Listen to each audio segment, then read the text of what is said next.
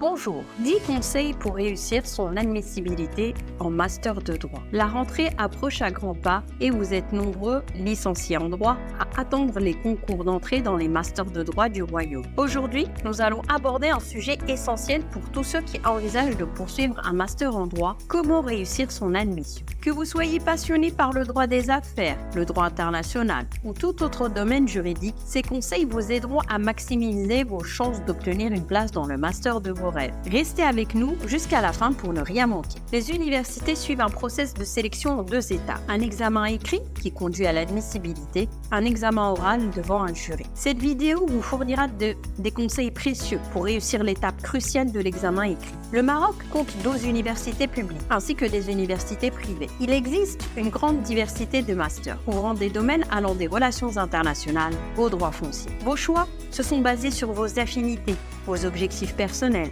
vos enseignants préférés, la localisation, la proximité de votre domicile ou simplement votre désir de rester dans votre université après l'obtention de votre licence. Voici les conseils précieux pour réussir votre examen écrit. Premier conseil, connaître la structure des enseignements du master visé. Les masters offrent des enseignements de spécialisation, approfondis des matières vues pendant la licence. Il est donc essentiel de revoir les matières pertinentes. Par exemple, si vous avez choisi un master en droit des affaires, révisez vos cours de droit commercial, droit des sociétés et entreprises en difficulté entre autres. Cette liste n'est pas exhaustive, mais il est recommandé aux étudiants visant des masters en droit privé de revoir le bloc de droit des obligations, incluant la théorie générale des obligations, le droit des contrats et la responsabilité civile. Deuxième conseil, fichez les cours. Il ne s'agit pas de survoler les cours, mais de reprendre leur structure.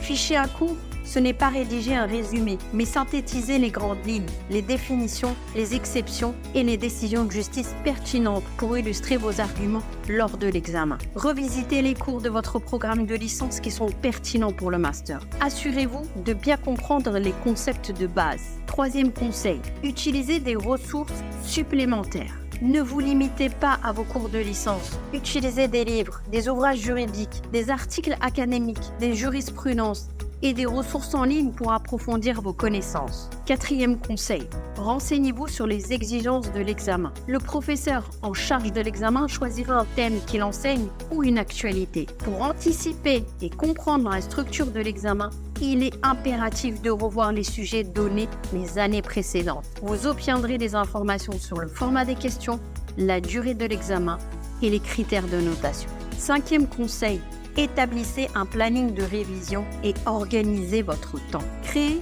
un emploi du temps de révision pour couvrir tous les sujets pertinents avant l'examen. Allouez suffisamment de temps pour réviser chaque matière. Prenez également le temps de suivre l'actualité juridique pour éviter de passer à côté de réformes ou d'événements importants dans le domaine du droit. Par exemple, connaître les grandes lignes de la réforme du Code de procédure civile. Sixième conseil, organisez des révisions en groupe. Travaillez en groupe et organisez des sessions d'études avec vos camarades. Cela peut vous aider à clarifier des points complexes et à vous préparer aux discussions. Expliquer une notion ou une partie du cours à un ami renforcera votre confiance en vous. La confrontation des idées contribue à une meilleure compréhension des concepts. Septième conseil, rédiger. L'examen de master en droit exige une maîtrise de la rédaction, avec des réponses argumentées. Il est essentiel de s'exercer à la rédaction juridique et de réviser les types de raisonnement. Utilisez des exemples concrets issus de la jurisprudence pour étayer vos arguments. Faites également relire vos écrits par une tierce personne pour identifier les problèmes de syntaxe, d'accords, de grammaire et d'orthographe. Apprenez à construire des phrases simples en suivant la structure sujet, verbe, complément. Huitième conseil, révisez la méthodologie. Les examens de master en droit prennent généralement la forme de dissertation. Vous devez donc réviser les grandes lignes de la méthodologie. Une introduction doit contenir la définition des termes du sujet, une problématique et l'annonce du plan. Le développement doit comporter 2 parties principales et leurs sous-parties. Enfin, la conclusion doit ouvrir sur un autre sujet ou défi lié à la thématique abordée. Structurez vos idées et ne cherchez pas à surcharger votre lecteur d'informations. Attention à ne pas apprendre des plans tout faits pour chaque thème, car cela pourrait vous conduire à leur sujet. Neuvième conseil, effectuez des examens blancs. Obtenez des examens précédents ou des questions d'entraînement pour vous familiariser avec le format de l'examen et le rythme nécessaire pour terminer à temps. 10e conseil, ayez confiance en vous et gérez votre stress.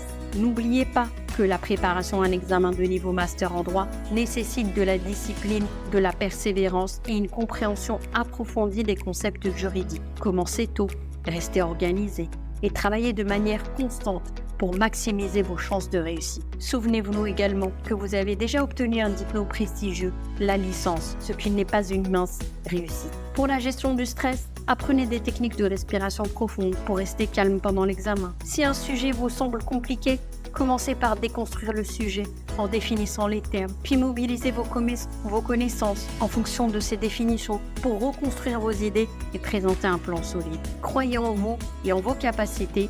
Bonne chance à tous.